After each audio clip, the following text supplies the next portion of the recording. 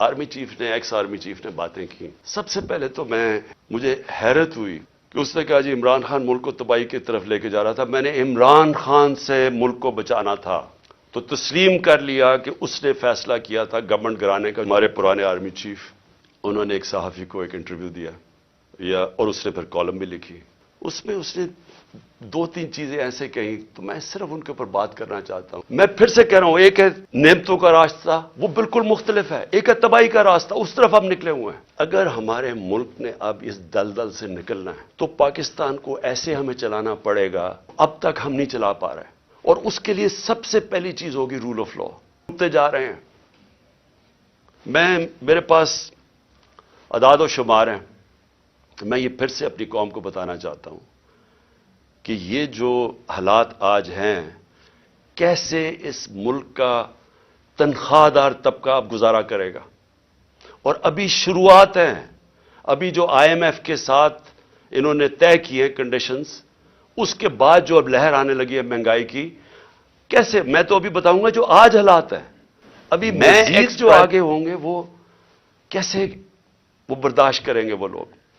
تو میں سب سے پہلے دوسری بات جو آج میں کرنا چاہتا تھا، ہمارے پرانے آرمی چیف انہوں نے ایک صحافی کو ایک انٹرویو دیا اور اس نے پھر کالم بھی لکھی. اس میں اس نے 2-3 چیزیں ایسے کہیں تو میں صرف ان کے اوپر بات کرنا چاہتا ہوں کہ اگر ہمارے ملک نے اب اس دلدل سے نکلنا ہے تو پاکستان کو ایسے ہمیں چلانا پڑے گا جو اب تک ہم نہیں چلا پا رہے. اور اس کے لیے سب سے پہلی چیز ہوگی رول آف لا. جب تک ہم سب کو قانون کے نیچے نہیں رکھتے، جب تک آئین کے دائرے میں رہ کے ادارے اور لوگ کام نہیں کرتے، اس سے اب ہم نہیں نکل سکتے. میں پھر سے کہہ رہا ہوں، ایک ہے نعمتوں کا راستہ، وہ بالکل مختلف ہے. ایک ہے تباہی کا راستہ، اس طرف ہم نکلے ہوئے ہیں. تو یہ جو آرمی چیف نے ایکس آرمی چیف نے باتیں کی، سب سے پہلے تو مجھے حیرت ہوئی کہ اس نے کہا جی عمران خان ملک کو تباہی کی طرف لے کے جا رہا تھا. میں نے عمران خان سے ملک کو بچانا تھا تو تسلیم کر لیا کہ اس نے فیصلہ کیا تھا گورنمنٹ گرانے کا. جو میں نہیں پتا ہے لوگوں کو، تو اب سوشل میڈیا کا زمانہ ہے. وہ آخری رات جس دن میں نے کہا تھا کہ کوئی رہ تو نہیں گیا، تو اس دن رات کو تو سب قوم کو پتا چل گیا تھا کہ کون تھا پیچھے اس کے. وہ ارشد شریف شہید نے بڑی زبردست بات کی، وہ کون تھا، تو سب کو پتا تھا وہ کون تھا. لیکن یہ نہیں میں سوچ رہا تھا کہ وہ تسلیم ہی کر جائے گا کہ وہ میں تھا. اور اس نے کہا کہ بڑے برے حالات تھے پاکستان کے اور تباہی کی طرف جا رہا تھا. تو پہلے تو اس نے اکانومی کی طرف کہا، پھر اس نے فورن پالیسی کی طرف کہا کہ امریکہ بڑا ناراض تھا، امریکہ خوش نہیں تھا عمران خان سے.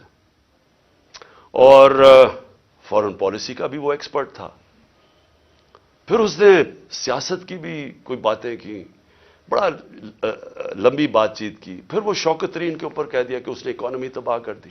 تو اکانومی کا بھی ایکسپرٹ، پالیٹکس کا بھی ایکسپرٹ، فورن پالیسی کا بھی ایکسپرٹ وہ. دیکھیں یہ آگے جو میں اب ملک کو آگے کا سوچ رہا ہوں نا کہ ملک آگے کیسے بڑھے گا. دیکھیں یہ ایک آدمی کے پاس جب اتنی زیادہ پاور آ جاتی ہے، جو پاور اس جنرل باجوہ کے پاس تھی کہ سپر کنگ تھا، سب کے اوپر بیٹھا ہوا تھا، سارے فیصلے اس کے. گورنمنٹ تب تک ٹھیک، یعنی گورنمنٹ کے کام تب تک ہوتے تھے جب تک جنرل باجوہ فیصلہ کرے کہ ہاں یہ ٹھیک ہے. لیکن اگر میں عمران خان کہہ رہا کہ اس ملک میں احتساب ہونا چاہیے، جو 30 سال سے ملک کو چوری کر رہے تھے، جن کے پرانے کیسز بنے ہوئے ہیں، سوائے شہباز شریف کے 2 ٹی ٹی کیس اور وہ جو اس کا ایف آئی اے میں مقصود چپڑاسی والا کیس تھا 16 ارب کا، اور ٹی ٹی کا 8 ارب، جو اوپن اینڈ شٹ کیسز تھے، ان کے علاوہ تو سارے پرانے کیسز تھے. لیکن جب باجوہ صاحب نے فیصلہ کر لیا کہ احتساب نہیں ہوگا، تو احتساب نہیں ہو سکتا، کیونکہ اس نے اس میں تسلیم بھی کر دیا کہ نیب کو بھی وہ کنٹرول کرتے تھے. سو نیب بھی ان کے ہاتھ میں تھی، تو اکاؤنٹیبلٹی اگر وہ نہیں فیصلہ کرتے تو نہیں ہو سکتی، کیونکہ سپر کنگ ہے وہاں بیٹھے ہوئے. اس سے کیا چیز سامنے آئی کہ ایک آدمی کو جب اتنی زیادہ پاور مل جائے لیکن اس کو کوئی پوچھنے والا نہیں ہے, کوئی چیک نہیں کر سکتا. تنقید تو عمران خان کی ہوتی تھی ہر دوسرے دن, ہر روز ٹی وی پہ گالیاں سن رہا ہوں, تنقید ہو رہی ہے. پنچنگ بیگ تو میں تھا, پاور وہ لے کے بیٹھے تھے. فیصلہ جو کرنا ہے وہ, اگر وہ فیصلہ میں کوئی پالیسی وہ مانتے تھے تو وہ ہو جاتی تھی. اور خوش قسمتی سے کرونا کے اوپر ہم ایک پیج پہ آ گئے, کیونکہ ہم نے بڑا فیصلہ کیا کہ سمارٹ لاک ڈاؤن ہونا. ہم اپنے لوگوں کو تباہی میں نہیں ڈالنے لگے, کیونکہ غریب نے کچھ لے جانا تھا. اگر ہم لاک ڈاؤن کر دیتے غریب نے مر جانا تھا. تو ہم نے بڑا فیصلہ کیا تھا, تو اس میں انہوں نے سپورٹ کی, تو وہ تو ٹھیک چلتا گیا, بلکہ بڑا اچھا کام ہوا. اور بھی کام تھے. میں بار بار کہتا ہوں کہ بڑا ایشو بن سکتا ہے پولیو کا پاکستان میں. اس کے اندر بارڈر ایریاز میں بہت مدد کی انہوں نے. پھر ٹڈی کا آ گیا تھا, وہ جو لوکسٹ کا تھا, مدد کی اس میں. لیکن جدھر فیصلہ کیا کہ احتساب نہیں ہونا, اور ان کے فیورٹ شہباز شریف تھا, آپ شہباز شریف کو کچھ نہیں کر سکتے تھے.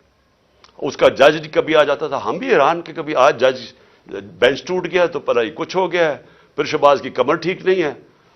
اوپن اینڈ شٹ کیس ہم نہیں پکڑ سکے, اور اس کو فیصلہ کیا ہوا تھا کہ پرائم منسٹر بنانا, اور فیصلہ کافی پہلے کا ہو گیا تھا.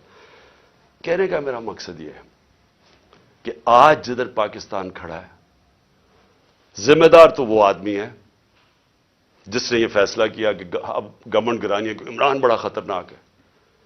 لیکن قوم آج سارا اس فیصلے کی, قوم جو تباہی ہوئی ہے ملک کے اندر, اب قوم اس کا بوجھ برداشت کر سکتی ہے.